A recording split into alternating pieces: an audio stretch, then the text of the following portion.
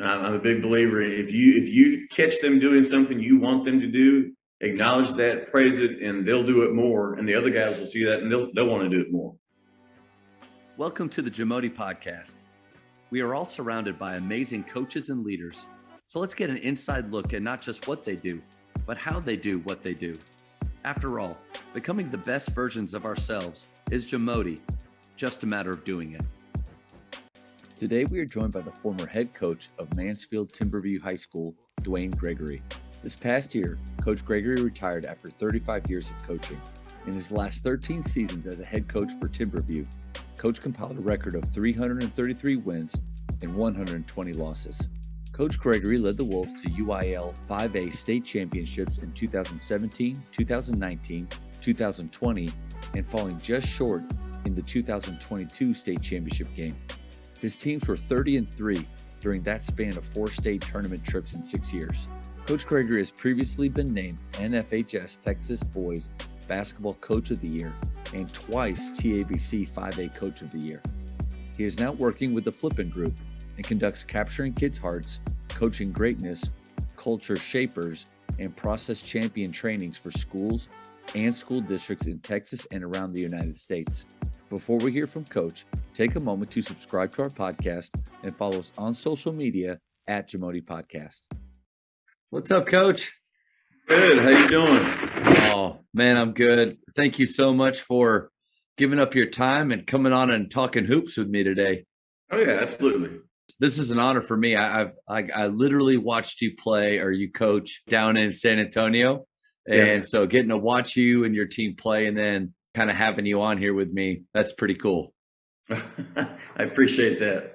I wanted to tell you just congratulations, one, on a great season, an amazing run, but then also I just recently saw the news. Congratulations on an amazing career. And then tell me what's next for you. I'm going to go on with the Flipping Group and start conducting some Capturing Kids' Hearts and Coaching Greatness trainings and things like that. I did some of that last summer and really enjoyed it. And that's what made me feel comfortable doing this. You know, this is 30 years in Texas and 35 years overall. And I tell people I'm not tired of it. I'm just tired. And to me, those are two different things. If I didn't have the Flipping Group stuff to go to, I'm not sure that I had the guts to pull the trigger. But since I did, I decided it was time. Tell me a little bit more about that group. It's Capturing Kids' Hearts is a program. It's a leadership, communication, teaching type program. Some individual schools will do it. Some school districts will do it. And then they have different programs they branch off into. There's an athletics version called Coaching Greatness. And I just learned there's a whole corporate side to all of it as well. They do things with different Fortune 500 companies and businesses and things like that. It's just about developing culture and positive work environments, positive team environments, things like that. That's awesome. Yeah, that's going to be great. You know, you're coming off of not just an incredible year, but I mean, golly, the last 6 years, maybe the last decade, incredible success, and not just. There's a lot of teams that are successful, but they don't always win. You've had success, but then a lot of wins to go with it. And so how does culture, you must have had a special one that you're a part of. How does that drive performance? Well, the culture is what, it sets everything. That's the whole feeling, the whole atmosphere, the whole, vibe of your program. And it drives your ability to relate and communicate. And I'm talking about totally encompassing, when a lot of times coaches talk about that stuff, they're just talking about the players. No, I'm talking about the coaching staff and all that kind of stuff, because, you've seen instances where, the coaches are saying all the right things, but then the coaching staff themselves don't emulate those things. And so the kids see through that stuff pretty quick, so the culture is what just drives everything. And it drives a level of listening, which impacts the level of execution. And, the level of trust, and is it a surface trust or is it really a deep trust? Culture it impacts every phase of the program in my mind. And that's the way we look at it. And we talk about at Timberview, we talk about putting the T in Timberview, and we define it as togetherness, toughness, talent, trust, and team. Those are the 5 T's right there that make up Timberview. I love the fact that you included your coaching staff in that culture, because you're right on the money. A lot of times when I get to ask that question, it is directed around towards the players, what the players do, how they practice, how they play, all this stuff. In what ways, so those 5 T's, in what ways were you conscious of, or did you incorporate it with your coaching staff? Well, it's we're really big on in our program. We always say if the only people coaching are us coaches, we're not near as good as we can be. So we want the players coaching each other. We want the coaches coaching each other. We want obviously the coaches coach players, and players. We had a real experience starting 5 this year. So there were times this year where players would come to me and say, "Hey, Coach G, what do you think about this or that?" Or they went to Coach Workman, my varsity assistant, who's been with me for over a decade, and said, "Hey, Work, what do you think about this or that?" And we would listen to them, and it's that level of communication, that level of chemistry right there is vital, I think, to the amount of success and the high level of success that we've had the last, like you said, 6, 7, 8 years. Yeah. And it's tough. We start working on in the spring. We started about 8 years ago. We started what we call Mental Mondays in the spring, and we don't touch the floor on a Monday in the spring. We take the entire program down to the library, and there'll be different leadership activities, communication activities, things like that we'll do for where we start to build the foundation of that chemistry that will carry over into the next year. I would imagine there's a lot of coaches, when they hear you say on Mondays, we don't touch the floor at all, alarms are going off of no shooting, no skill work, no basket. But to me, it just shows the importance of setting that foundation. And what were some of the benefits you saw within the culture, but then also taking a kind of a day like that, where you're only really working those other 4 days on the floor? Well, the reason we started doing that, it finally dawned on me about, like I said, about 7, 8 years ago or so, is at Timberview, every kid plays AAU ball. I mean, a lot of kids not even in the program, just at the school, play AAU ball. And so they come back from a weekend where they just played 4 or 5 or 6 or 7 games in a weekend. Their legs are dead.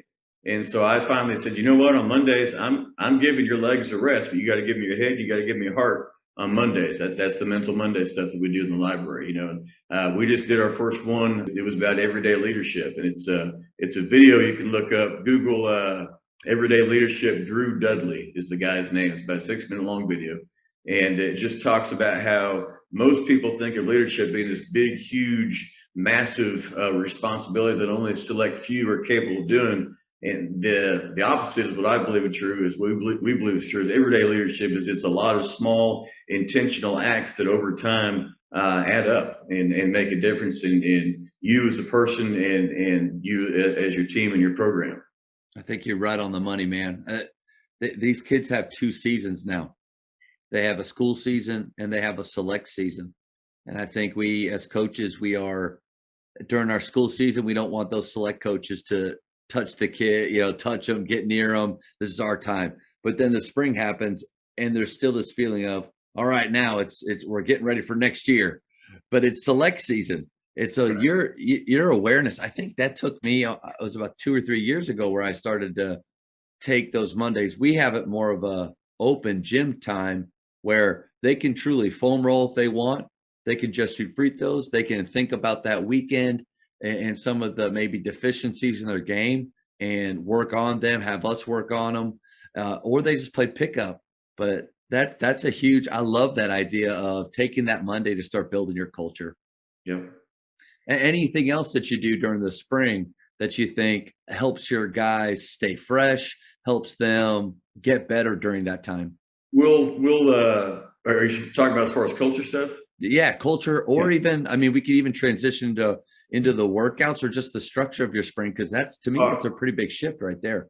Yeah, it's Mondays, Mental Mondays. We're all on in the library, the whole program. Tuesdays and Thursdays, we try and get a boot camp days in, which is it's 3 different areas. The main gym where I have coaching there with just basic basketball skill works and concepts we're going to work on, where's offense or defense, whatever it is. Weight room portion, and then a third portion is the second gym where I am. That's the toughness gym, which is just a a bunch of it's all body weight stuff, but it's stuff doing a lot of different exercises, working different muscles they're not used to activating and things like that. And so it's really, really hard. And I tell them, they'll walk in and some of the stuff we do, they're gonna like, what is this? It's nothing. And by the time the day's over, they're spent and they're dead. And they're like, Coach, where do you come up with that stuff? So that kind of stuff. So I'll tell you, that's our typical spring. Then Friday we're on the floor, getting up and down a little bit. I'll tell you, man, whatever you're doing in the weight room, like it's working, and you need to share it with me because I watched that game. Beaumont United, is that the team that you play? Like they were pretty big, and they had some impressive pieces. But your guys, I mean, I remember this coach I was sitting with. I just said they look like grown men. And I know as a coach, or you're thinking about the times where they don't always act like grown men. But you had some impressive looking players, and a big part of that is the foundation that you built with them, with their strength training and their skill work.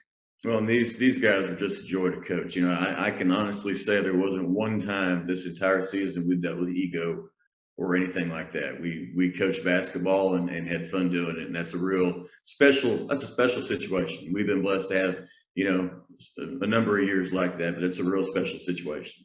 That's what I was going to ask. Is that the norm, or maybe because of the intentionality you put into building the culture and the way that you want guys to live and treat each other? Maybe that has a lot to do with. There's no such thing as a completely smooth year, but maybe having more enjoyable seasons with coachable players. Yeah, that's something that, again, I think we start setting that foundation every spring. I think a lot of coaches wait until the fall and then they try and do some team building stuff and things like that. Well, to me, you've missed out on a few months in the spring that you could have got a head start on that stuff. And it's the longer I've been doing this, the more I figured out that, sometimes less is more. and it's amazing how kids respond to that and how coaches respond to that. And I hear stories about other programs where they have, 2.5 or a 3-hour grind or workout and stuff like that. And I'm just, that doesn't make sense to me, because I think you reach a point of diminishing returns typically. Yeah, I think there's a lot of wisdom there, and definitely an area of my coaching and organization that I need to improve on is, keeping the main thing, and not just, I was talking with a strength coach and I sent him my workout. I said, hey, will you kind of look at this? This is what I have my guys doing. I think he took maybe a third of it out, or even almost half of it out. And so I think you're right on the money. Less is more. Yeah. Efficiency is the main thing. Be efficient with your time. That's our main thing. Be efficient with your time. Coaches, the Jamodi podcast is powered by Shoot 360. The future of basketball has arrived in Dallas-Fort Worth. Shoot 360 combines the latest sports technology with the fundamentals of basketball skill development. The result is a one-of-a-kind video game-like basketball program designed to improve your shooting, dribbling, and passing. Visit shoot360dfw.com to learn more and register for your free 1-hour workout evaluation. Shoot 360, the future of basketball is here. What's one thing that makes your program different? I think just the priority, we place a high priority, all capital letters, on team chemistry and communication. And I alluded to that earlier. I'm really big on our guys coaching each other. And, it takes two things for that to happen. And it's, two things that are kind of unusual with teenage athletes. One, you got to have the courage to speak up. And two, if you're on the receiving end, you got to have your ears open and be receptive to what everybody's saying. And with us, I don't care if it comes from a senior or it comes from a freshman. Right is right. If they say something and what they said is accurate, then what they said is accurate, and that's all there is to it. And so I'm really big on guys coaching each other and being receptive when they are coaching each other. And it's when you have we had those 5 seniors that have been around. Jared he was on the 2019 state championship team. Samir was on that team. Kendall was a sophomore, and he made the shot to send us to state in 2020. Those guys have been around and been a huge part of what's going on. And so in the fall this year, I told my coaches, all right, we're going to let these guys run this segment of practice. And basically, it was early in the year. It was just reviewing a bunch of offensive concepts. And I told those guys beforehand, I said, we get to this point, I said, coaches are going to step back and you guys got the floor. And I want you to go over this, this, and this, hit these points, and it's y'all's show. And so we got that point in practice, and I said, all right, Jared, Kendall, Braylon, Don, I talked to y'all about that a second ago. Here's your time. And I told the other guys, these guys have the floor right now. Be coachable. And the coaches stepped back, and for about that 15 minutes right there, Coach, I'm going to tell you that they said everything we would have said. They made every point we would have made. And I knew right then it was going to be a fun year. I didn't foresee, a run to a state championship game at 36-5, but I knew they'd be a fun group because they're going to be so coachable with each other, and that's special. Coach, I think that's powerful, that activity, to have your players take a drill or teach part of practice.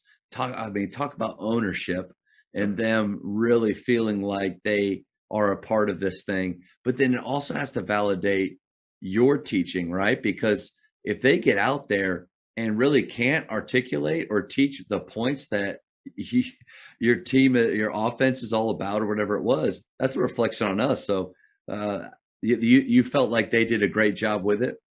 They did a great job with it. And I've done it in the past, and maybe they missed a point or something like that. So I would wait until they were done. I would go out there and I would ask a question. I said, what, you said this in this particular situation here, what happens if this happens? How do we handle that? And then I step back again, and then they get back to making the point that I would have wanted them to make originally. I just kind of guide them to it, and they get to it. I think great communicating teams are really special. Quiet guys kill you. And I think the majority of players are stuck on quiet. So I love that activity. What were some other things that you did to actively cultivate the community? Because you go to any select practice and a coach will stand there and be yelling, we got to talk. But what were some things you actually did to make that happen? Well, when someone would actually speak up and coach each other, I would stop it and I would praise it. And I'm a big believer in if you catch them doing something you want them to do, acknowledge that, praise it, and they'll do it more. And the other guys will see that and they'll want to do it more, And so I'm really big on that. When I hear a teammate coaching each other, and the other guy I can tell is being receptive, I'll stop practice and say, hey, good job right there, Kendall. You made a great point to Braylon right there. And Braylon, I can see by the way you're nodding, looking at him, you're listening to it. I said, that's good basketball right there. I said, that's what everybody needs to be doing. And then bam, we're back in what we're doing right there. You just reinforce what it is you want to have happen. Because I think a lot of times as coaches and as players, when we see something happen correctly, in our mind, we don't really acknowledge it because we're thinking, well, that's what's supposed to happen. That's what we're supposed to do. Well, if you want more of that, you've got to praise that. And the more you praise that and encourage that, the more likely they are to repeat whatever it is that you praised. I think we're so quick to, players and coaches, see a negative and jump all over that negative. We'll speak up quick when it's negative. We get real quiet when it's positive. That's good. I just want to celebrate you because I think anytime you see a program that does communicate well, that does trust each other, from coaches to players, assistant coaches to players, that's a direct reflection of the leadership. And so I think not knowing you very well, I would imagine just that you set probably an unbelievable tone every day with the way that you communicate and lead. So just celebrate you for that. Well, I've been really fortunate to have, longtime assistants with me, and, I have a tremendous amount of trust in them, and I give them a tremendous amount of responsibility, and they have their own, segments in practice where they take the floor, and then this is their time to do this and this, and I'll communicate with them ahead of time. Hey, is this enough time for you to get your stuff? You need more time, less time? What do you need? And so the kids see that it's not just me. The kids see that it's all the other assistants they're not just there being yes men. They're actively involved with what's going on. Longtime assistants or guy, when you can have that kind of continuity from year to year, golly, that's huge. It makes our job a lot easier. What have been some of your keys, you think, to keep, because there might just be where you literally had a great varsity assistant that did not have aspirations to be a head coach, loved the school, loved where he's at, and for whatever reason want to stay. But besides all that, what do you think that you did well to keep guys for a long period of time working with you? Well, I think you treat them right. You treat them like you'd want to treat your children or your spouse or something like that. It's you're respectful of their lives they got going on, I think working hours are a big thing. I think some people can work their assistants in the ground, and then it's not such a pleasant place to come to work. I think it's just creating that family atmosphere and understanding that they just got a phone call that their daughter is sick or something like that. They got to go run and take care of her. They know with me, it's just let me know. We'll make it work. We're gonna be fine. And not ever trying to make them feel guilty about having to go do something, or they always know that I support them, and then they also know that I support them in seeking out other jobs. I tell them you need to go look. You need to go look and just decide, is it something you want, somewhere you want to be versus being here? And they know that I have their full, they have my full support on that stuff. And I said, even if you go and interview and decide not to go, there's value in learning how to interview. I mean, there's but just be, I want to make sure that they know I'm not trying to keep them here. I want them to want to be here. Every year coaches go into having to decide teams, maybe make some cuts if my school's small, so we don't have to do cuts very often. But what's your process in all of your years of experience of deciding JV varsity teams, possibly making those difficult decisions there? Well, we're a little bit different in how we do things. We do have to cut because of our success. There's tremendous interest in our program, and so there would be 100 kids in there if I let there be 100 kids in there, but the way we do things, and I make it very clear to the players, I make it very clear in the parent meetings and things like that it's an open competition, and I don't care how old you are, I don't care what grade you're in. The people that are the most physically, mentally, emotionally ready to play at a higher level, that's who's going to do so. And so I think a lot of schools, I think the freshmen play on the freshman team, the sophomores play on the JV team, and the juniors and seniors play on the varsity team. That's not the case at Timberview. If a freshman's better than a junior or senior, then he's going to play at a higher level. And when you're young, you like to hear that. When you're a freshman, sophomore, that sounds pretty good. When you're a junior and senior, that maybe doesn't sound quite so good. Right. And it does lead to some difficult conversations that you have to have. I decided some years ago that typically we don't keep a senior unless he's going to have a contributing role on the team. And I think a lot of guys carry a lot of seniors that never touch the floor. Wow. And that turns into an issue later in the year. And sometimes the issue is not even with the player necessarily, it's with the folks across the dinner table from them. That's right. And so that the way we assemble our teams is a little bit different. It's an open competition, and it's not unusual for us to have a number of freshmen on the JV and have one or two on the varsity. And then the other thing that's different with us, and I tell the kids this and tell the parents this from the get-go, there will be movement between the teams.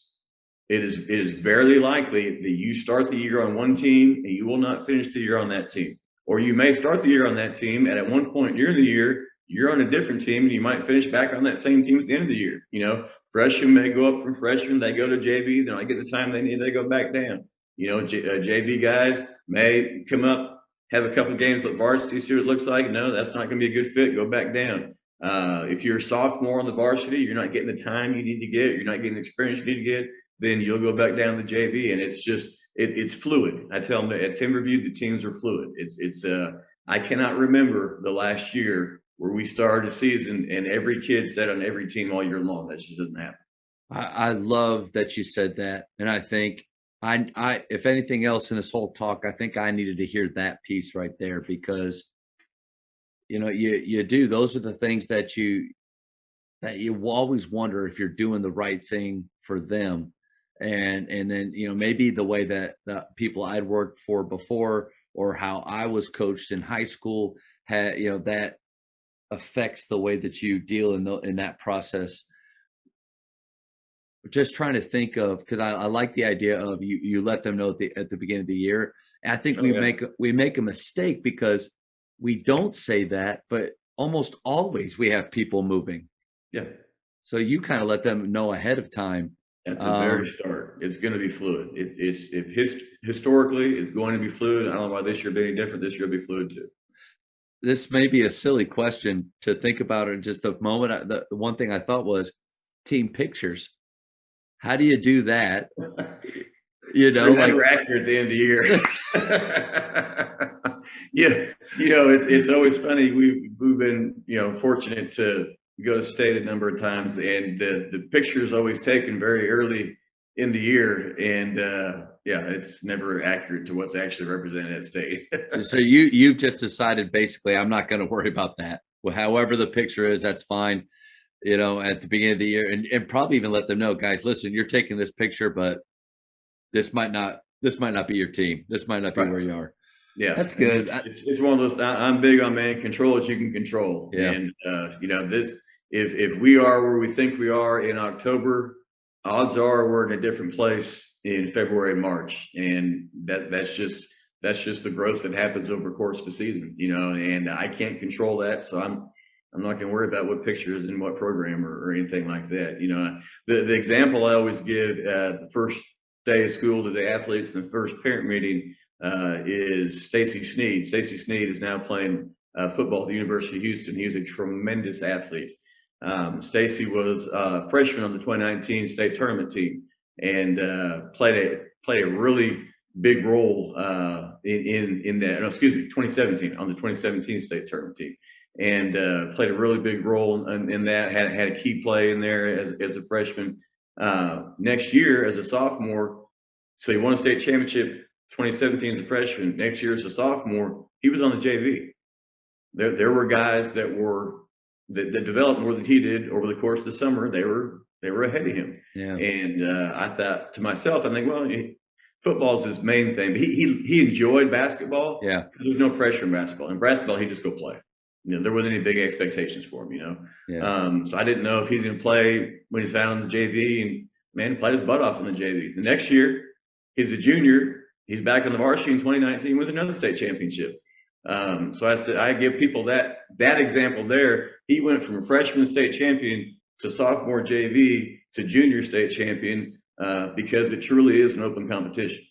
What type of parent feedback do you typically get? Is it positive, or are there a few of those situations where, man, maybe having this fluidity, because obviously people aren't going to be upset about moving up, right? It's always the other, unless they're going from no playing time here. What's your experience been like with parents? What I typically say is you need to understand Timberview basketball is not a normal high school basketball situation. It's exceptionally competitive. And with where, so-and-so is right now, he's not getting the time he needs. So we're going to move him down so he can hopefully get some more time. And if that's not an acceptable option, I said, there is another option where he's not involved at all. Right. So I would like for him to be involved, but that's ultimately up to you. Do you let your assistants do those conversations ever, or are you usually the one leading it for all the teams? When we have a formal sit down parent meeting, I'll be the one that leads that typically. Now, Coach Workman, been my varsity assistant, like I said, he's been on the bench for a decade with me. A lot of times the parents will go to him and he will hear from the parents more than I will. Yeah. And then it gets to the point where he's tired of hearing from them and we need to have a meeting. And then that's where I step in and I lead that. I think it's so great what you're doing. I think I'll definitely look at adopting some of those principles, because it usually is fluid. I look at the team picture in our gym right now. There's about 6 dudes that 3 of them probably don't need to be in it. 3 of them that weren't in it should have been in it, but so I like starting the year off like that. You mentioned that not having seniors on the bench that aren't going to contribute. And I totally get that from, a majority of them. It could become cancerous. They could adopt some negative, have a negative mentality that bleeds over. What about, have you ever made exceptions for that senior that's been with you all through the process? You've laid it out to him and he says, Coach, listen, it's not about playing for me. I want to be a part of it. And has that happened for you? There have been a few rare instances of that, and with that, I make sure that not only is the kid truly feeling that way, but that parents are going to be okay with it. Because a lot of times the kid will be okay. The kid just wants to be part of it, and he wants to be part of a deep playoff run. He wants to be part of the experiences, things like that. But sometimes mom or dad may not have that same feeling, and so I make it very clear that, hey, I'm going to make a rare exception, and I'm okay with you being on the team, understanding you're probably not going to have a lot of opportunities to play, and that you understand there's other ways to contribute other than on the court, and we've got to have that, and you've got to have that. You've got to have the right voices on the bench. You got to have the right voices in the locker room, and if someone contribute that stuff in a positive way, and everyone else understands that's the role, then we can go that route. I've only had a few times where that's actually worked. Right. Usually it sounds good in theory. Right. That's hard. Yeah. And it's often not the player that's the issue. Yeah. It's we get to a point in the year where, I talk to the player and I said, listen, man, you're between a rock and a hard place here. Because I've told you ahead of time what the situation is going to be. And I know you're hearing different, at home. I said, are you still wanting to do this? Because it's, it needs to be fun. If it's not fun, what are we doing? And, but that's why, it's a rare instance where I make an exception like that. Just because I've learned over the years that, if it's a senior and it's not going to be a contributing role, it's just you're putting off a hard conversation. Is what you're doing as a coach. You know what's coming. Yeah. You just don't want to have the conversation, so you're putting it off. You're giving me a lot to think about here, man. I don't think I've ever had a really good process or a way to articulate the why behind what we do. But just that nugget right there was huge. How many players on a team do you typically go with, and how many teams at your school do you have? We have our varsity, our JV, and a freshman A and a freshman B, and then varsity wide. To me, the ideal number is about 11. Maybe 12. You get above that, and I think you're getting a lot of guys that aren't seeing the floor much, and that can be issues. Yeah. So I really like about 11, maybe 12. JV wise, 12, freshman A wise, about 12, and then freshman B, we're not a real big school, so our freshman B team doesn't tend to have a whole lot of guys on it, maybe 8 or 10. Yeah. How many guys, like normal rotation? I know it can change from game to game, year to year. How deep do you usually like to get in a game when you're aside from foul trouble, things like that? 8 or 9. Okay. Yeah, 8 or 9. You get a real tight game, probably 8. Yeah. Yeah. That's how it always rolls out. It just ends up being that way, But that's huge too. I mean, to me, the style of play and how deep you're willing to go in your rotation should also dictate a little bit of how many guys you carry. Because if you're going 15 but you're only playing 7 or 8, half the group is just sitting there every night. And, maybe some schools have a group of seniors that they have worked their way through. They all accept, or 3 or 4 of them accept the role that they've been given, which you're right. It's so rare. Everybody starts out the year. That sounds really good.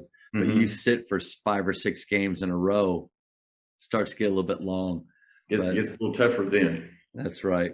That's right. It was, I tell you, it was really, when I announced my retirement, I was amazed at how many guys responded that were guys that we had cut. Wow. And that were often seniors that had got cut.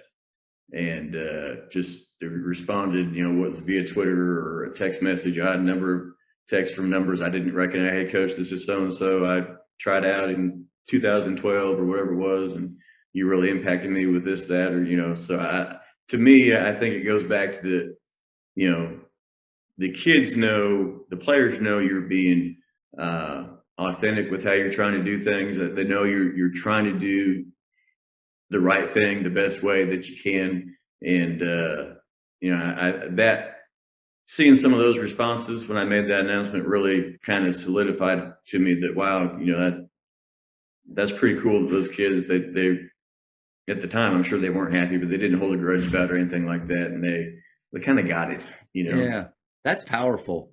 I think so many times, I don't know if you're this way, but the tough relationships that I've had, the times where with a kid, it never went, I never was able to break through or really create the relationship I wanted. Maybe some negative things happened. Those are the things that stick in my mind. And then it's really cool when you get to see, the bigger impact that you've had on kids, and to hear from some of those that you had let go, man, that's got to be pretty validating that you did your very, very best to do things the right way. Yeah, it made me a little teary-eyed, a couple of them, because I was like, wow, that's pretty cool. Yeah. The Jamodi podcast is powered by Sideline Interactive. Sideline Interactive is the leading manufacturer for high-quality, innovative scoring tables and LED video display boards that help coaches and schools bring more excitement to fans, create huge fundraising opportunities, and make their jobs easier.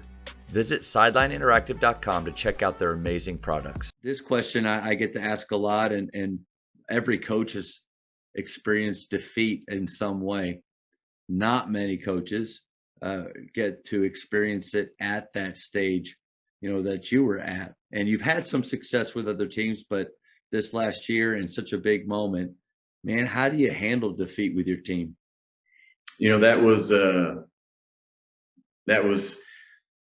I guess I started crunching the numbers on some stuff after the season, and I realized that the last 6 years we've gone 30-3 in the state playoffs, and we had 7 games that were 2 possession games in the state tournament runs, and that Beaumont United game was the first 2 possession game we lost. Wow. And I think if you put yourself out there enough times, you're going to drop one eventually at some point, Yeah. But the way we talk about defeat is really, it's a learning opportunity, and it's a chance to, kind of, you learn from wins, you learn a lot from defeats. People examine things a little closer and take a little deeper dive into what happened or what's going on. And it's, for us, it's always about our quality of play. And I kind of came to a point, I don't know, a long time ago, that if our quality of play was satisfactory, we had a high quality of play and we lost, then so be it. If you played well and you beat us, then hats off to you. Now if we did not play well, then that'll stick in my craw a little bit, and that's going to make me really dig down about what we need to fix and what we got to get right in those situations. But that Beaumont United game, I knew going into that game that they had pretty good size compared to us. You saw us, we're strong, but we're not very big height wise. Yeah. And so we knew rebounds are going to be big, and I felt like if we won the rebounds, we're going to win the game. And I felt like if we kept the rebounds within 5 to 6, losing the rebound battle of 5 or 6 boards, we still had a really good chance. And we lost the rebounds by 11. And it's just that little bit right there. That was kind of the tipping point, Yeah. And so after that game, I talked about, just how proud of him I was for, probably weren't very many people in Texas that picked us to be in the state championship game at the start of the year. Wow. And only 2 teams make it every year. That's got to be pretty satisfying.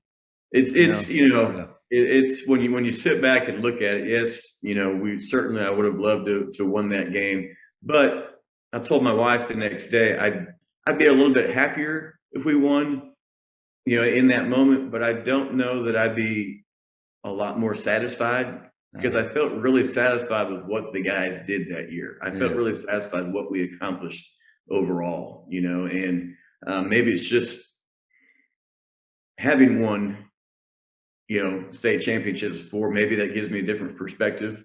But I could look back over the year and be really proud of our guys and be really pleased. We've played the toughest 5A schedule in the state according to Max Preps, and we went 36-5 against it. And I can't ask for much more than that, Coach. Yeah, that's it's not bad, but you're right. I think like guys like you that are more transformational. I just kind of thought to Hubert Davis, like I would imagine, that he obviously he really wanted to win, but I would imagine based on the season that they had, not many people had picked them. I mean, in fact, I had Baylor beating them going forward. Mm-hmm. Right. And so you have a run like that, but just kind of hearing some things from him, you guys both seem similar, and it's not about resulting and it's not about just the wins and losses, but I would imagine he's pretty satisfied too. I was going to ask, so that, how do you handle defeat? Well, most of the time when I ask that question or coaches talk about it, they've actually lost quite a bit, or like I can answer that question very well because we've had more losses. You're on that other side of it where 30-3 in state playoffs, multiple 30-win seasons in the last few years. You probably have to coach a lot more through the wins and make sure that you're learning lessons a lot. Because the tendency for me is if we do win, sometimes to look past it and go on to the next challenge that's ahead. Maybe what was your process like after a win of still making that or making sure you get better? It's after every big win, I would tell our guys three things. I said, one, handle your success. You're never as good as everyone says you are. You're never as bad as everyone says you are. The truth's somewhere in the middle, So if it was a particularly big win, the next day at school, you're going to be the greatest thing since sliced bread, Okay, you're not really any different than you were 2 hours ago. You just had a good win, So handle your success, stay grounded with it. Two, protect your chemistry. Chemistry is extremely valuable. Protect that chemistry and don't start worrying about, so-and-so scored this, or I didn't get this, or whatever, protect your chemistry. And then the third thing, and this is big, man, this is big these days, listen to the right voices. The kids have so many voices in their ears, from their high school coaches to their parents, to AU coaches, their trainers, or their neighbors, to whoever. There's a gazillion voices. Social media has just cranked up the volume on the voices 1,000-fold.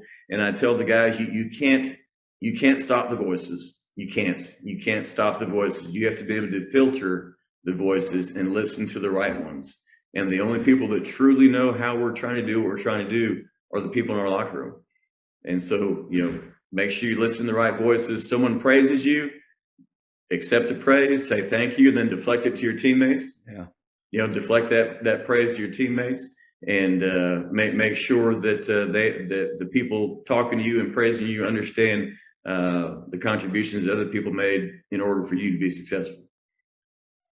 One thing that made me think about that your second point there about protecting chemistry. So social media is here. It's not going anywhere, and programs use it. And I think it can be used in a good way to promote your program, or to share the positive things that are happening there, to highlight your players in a good way instead of, being highlighted in a negative way. How are ways, because I've always tried to toe that line with, you have a few individuals that are going to get more attention, especially at school like you, with the success you've had and the quality of players that you have that are going to go play. They're going to get accolades. They're going to do amazing things. What are some strategies that you've done that we want to celebrate them and promote them, but we also have to protect our chemistry? What are some things you've done? just really emphasize the team concept. You know, you might have, and there's lots of schools that have really good individual players that don't have all the team success. You know, and I will point that out to them regularly that, hey, you know guys on other schools around the Metroplex that are really talented and get a lot of attention and things like that, and the team gets knocked out in the second round, you know, third round or something, or didn't make playoffs. You know, so understand the value, and I make it really clear that everyone on the team has value. Yeah. And some guys are going to play more, some guys are going to play less, some guys are going to score more, some guys are going to score less. But everyone on the team, they're there because they have a contributing role. And the kids know that if you're not on the varsity at Timberview, if you're not going to have a contributing role, you know, there's something you bring to the table. It might be on the floor, it might be more on the bench, it might be more in the locker room. You know, it could be somewhere that doesn't show up in a stat sheet.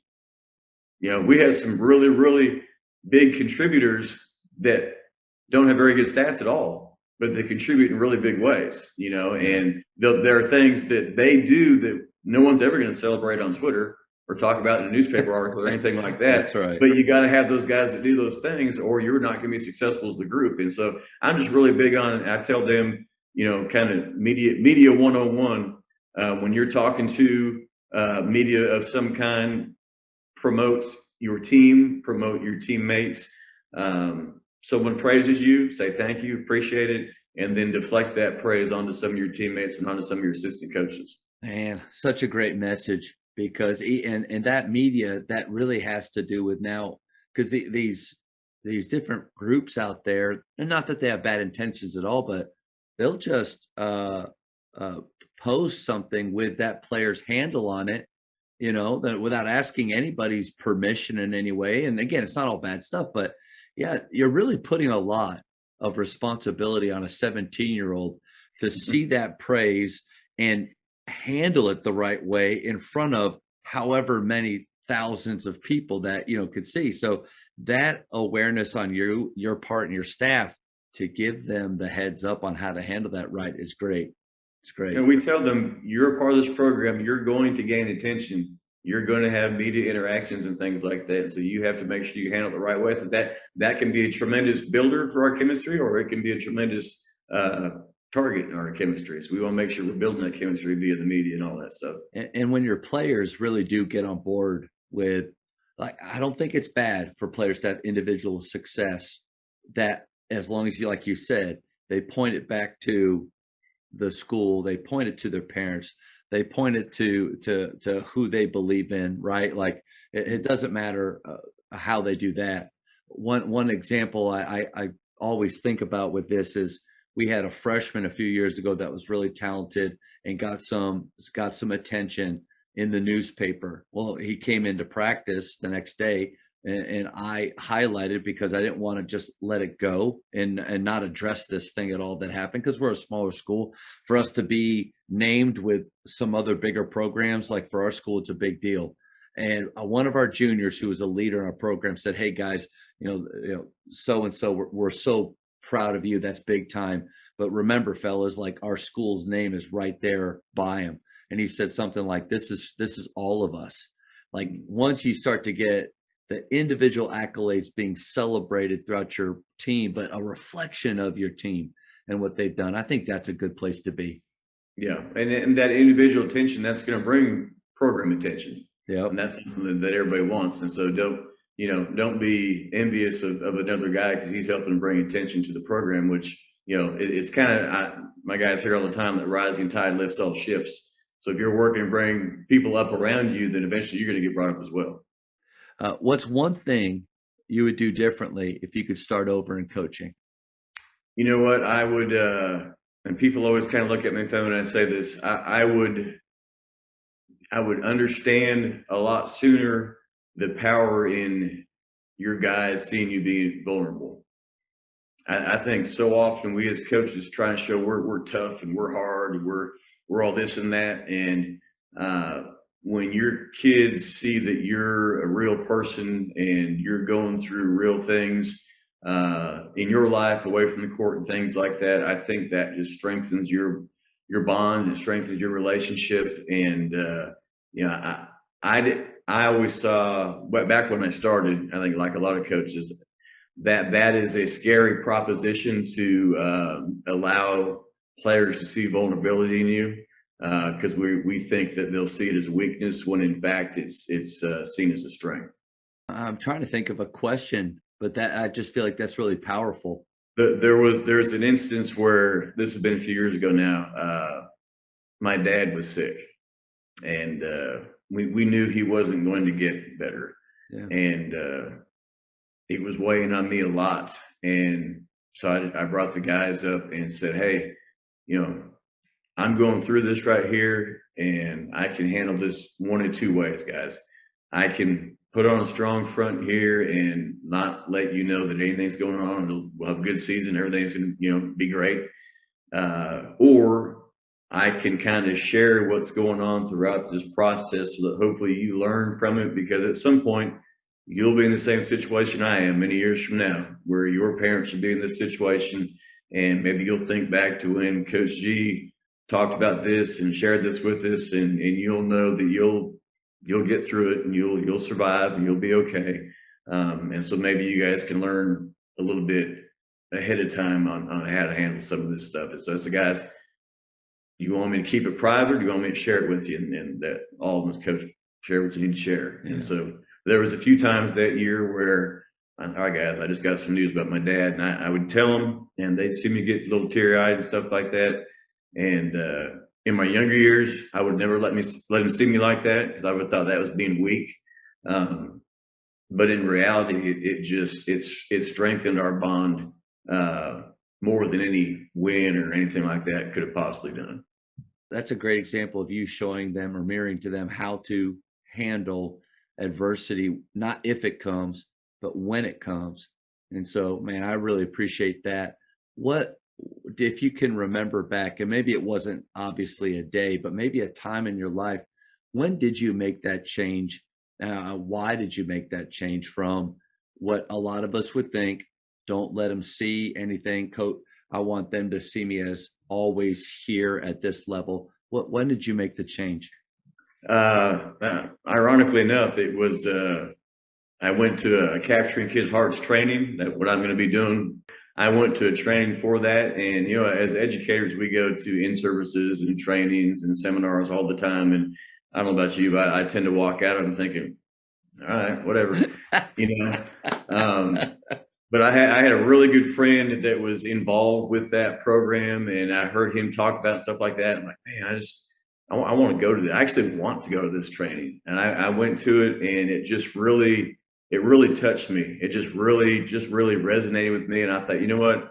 I'm going to jump in with both feet on this stuff, and I'm going to incorporate this in our program. And it was the freshman year. It was the summer before the freshman year that we had Isaac Likely and Chris Mullins and those guys. And so we jumped in with both feet on that stuff. And that's when things really took off. And that's when the deep playoff runs and all that stuff really started. And it was because of that. It's just that deeper level of communication, that deeper level of relationship, that letting them see that you're a person, and that what most people would see as weakness is actually strength. Because if everybody's walking around trying to be tough, that's not hard.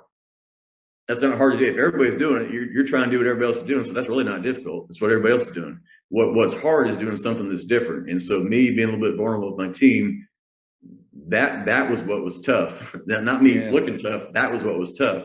But it brought about that deeper level of trust, I think, and just authenticity with the kids.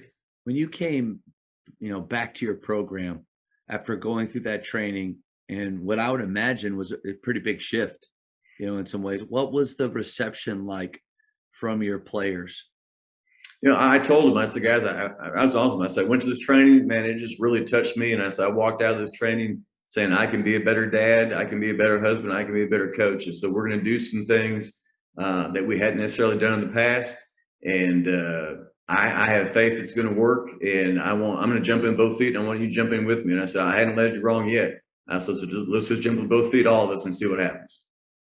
And there some of the stuff, it helped. We had an athletic leadership class, like that was a class in their schedule at that time. We don't have that anymore, but at that time, all the head boys basketball coaches at Mansfield ISD taught an athletic leadership class. And the way it was that you took 2 kids from each sport as freshmen, and they went through this athletic leadership class. It was a semester class.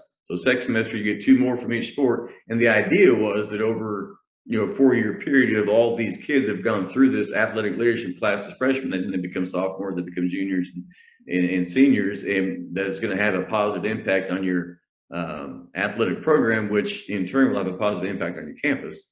And it was great. I loved it. It was the most fun class I ever taught. It lasted, I think we got it for 4 years. We got to do it for 4 years, and then they had to change some things up to a block schedule and double block algebra and stuff like that because of some math scores, which I get it. Our math scores got a lot better. But I really missed math scores went up, leadership went down, but no, it didn't. It didn't. But right, it was right.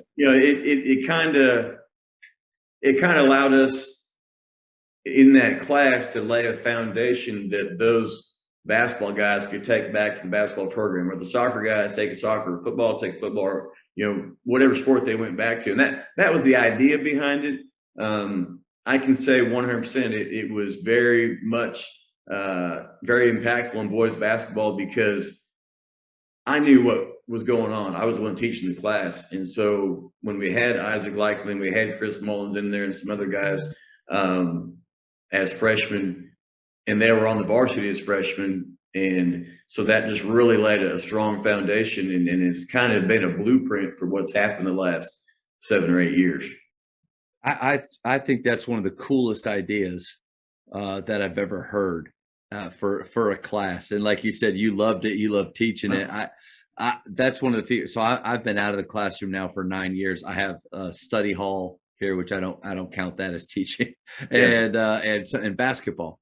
So, but that's a class that I might be interested in jumping into. What was the schedule like?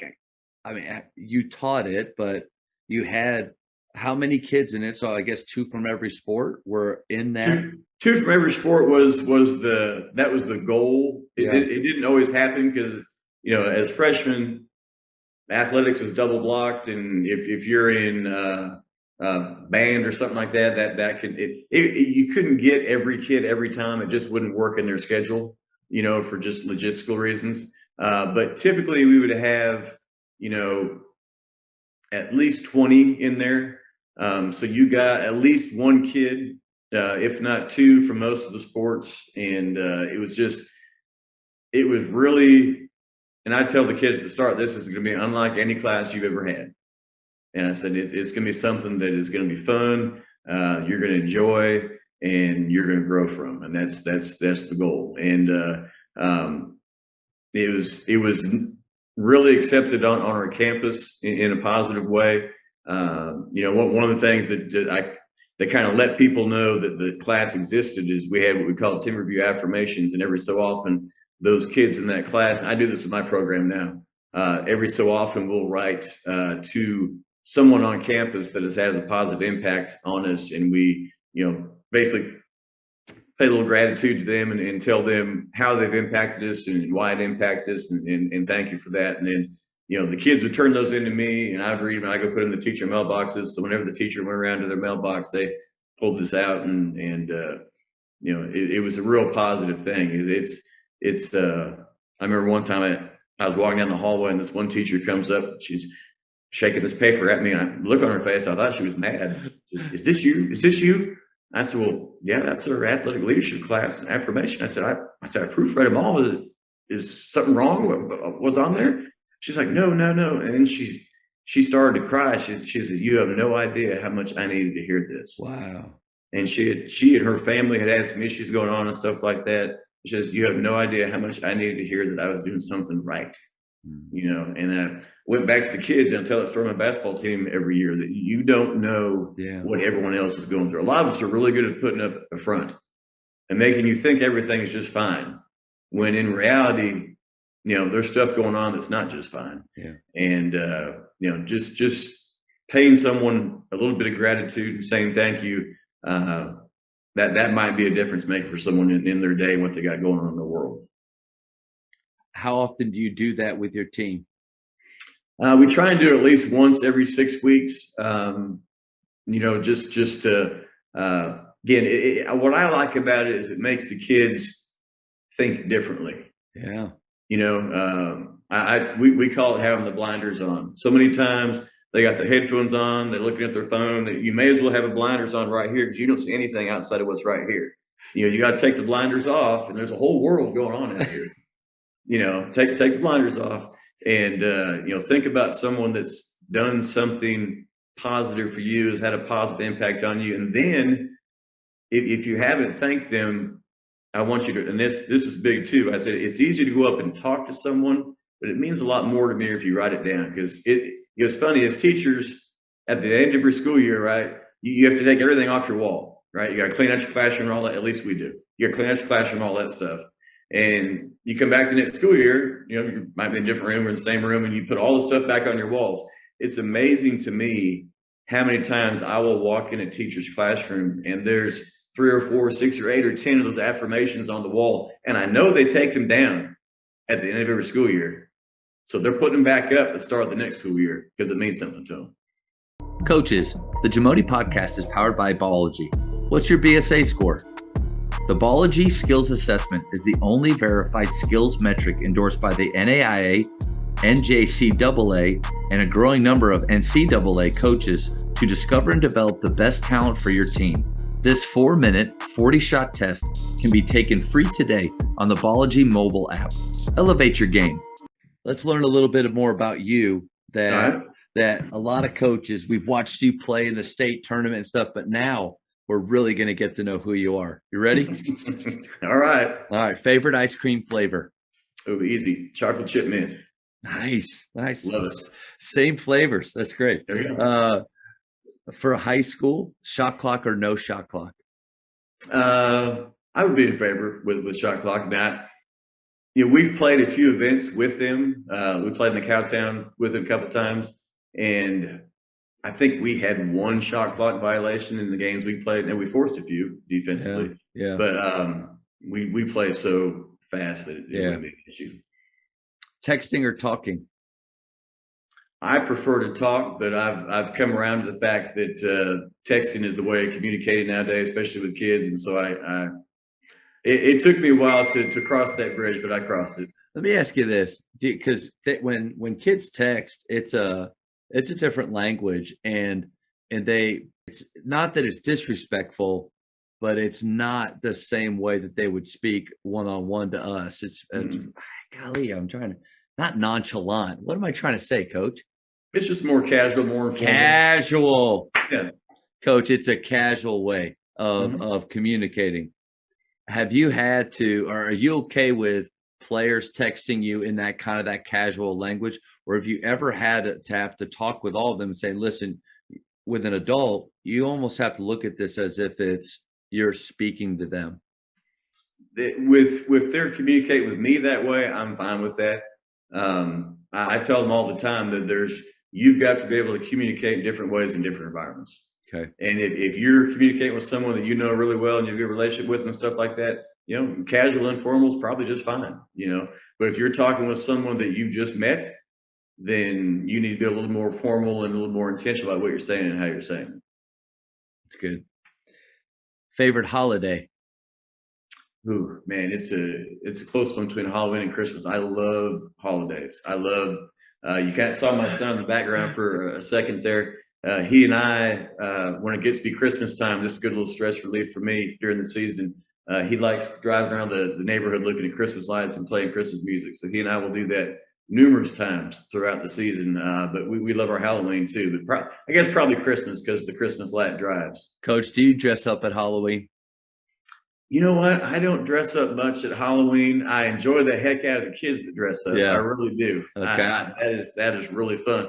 I'll have a Halloween shirt that I wear, but it won't be like a full out costume. Okay. I was kind of hoping that you did. And then I was going to ask, what have you, invisibility or super strength? Ooh. Yeah. Invisibility. Okay. If you could travel back in time, what period would you go to? Oh gosh. Gosh. I think there are parts of the past that are romanticized. I don't know if I'd actually want to live in that manner. I would love to go back to like the Wild Wild West, but I'm not sure I really want to live in those conditions. And I always, but you're I'm a right. big Western. I love Westerns. And so, Yeah. something like that would be cool. You're right on the money, though. Coach Drew said this. I asked him, and he said, I'd like to kind of go back and see some of the best battles or wars. But then he paused and he went, but I don't want to be in them. I don't want to live it. So I think if somehow you could almost like be there and observe, but not actually be there, that's if it. I could visit it, that'd be fine. I don't want to live there. That's right. Favorite junk food? Oh gosh.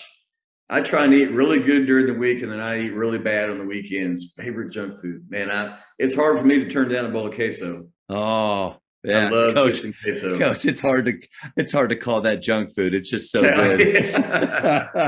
that and kettle corn. I can't turn down kettle corn. Yep. 2 more. How many cups of coffee do you drink per day? I don't drink coffee.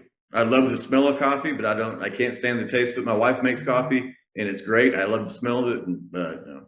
Yeah, Coach, there's so many coaches out there. Wes Watson, I was his varsity assistant for 5 years. And he told me that if you want to be a head coach, you drink your coffee black. Because really? now he might have been joking at the time because he drinks it black. But as a younger person, I was always having coffee with a lot of sugar and cream. It was basically a milkshake at that point. Yeah. And my wife does. She has a little coffee with her cream. I went straight. Yeah, that's right. I went straight black ever since then because he told me that. But I've asked that question a bunch, and a lot of coaches don't drink coffee. So I mean, I've got to talk with Wes a little bit about what he's done to me. It's 5:09, and I'm sipping on a cup right here. Oh wow! But anyway, last question: Godfather or Star Wars? Ooh, I like both of those with Star Wars. Nice. Yeah, nice. I'm a huge Star Wars nerd. I love that stuff. Coach, the force is strong with you. I could tell from the beginning. First off, thank you so much for giving up your time. I mean, you and I don't have a lot of personal, relationship or experience with each other. So the fact that you would, after your day, sit on a call with me for an hour, that says a lot about you. And time went quick. I didn't realize it was an hour. That's pretty good. Yeah, it went quick. And also, man, if I don't get to run into you much, just congratulations, not only on a great season, but an outstanding career. And thank you so much for just the impact that you've had on so many kids in over the years. And you've really done a lot for so many people. So thank you. I always tell our kids that, at some point the ball's going to stop bouncing for all of us. And when that day comes, when that time comes, you're left with what's in your head and that's what's in your heart. And that's going to guide you the rest of your life, So the ball stopped bouncing for me, and so I'm gonna carry on with the flipping group and try and touch some more heads and hearts along the way. You got it, man. Thank you so much for your time, Coach. I loved it. Thank you. I had fun. Appreciate it. Thank you for checking out today's episode. Please take a moment to subscribe to this podcast, share it with your fellow coaches, and find us on social media for what's coming up next on the Jamodi Podcast. It's just a matter of doing it.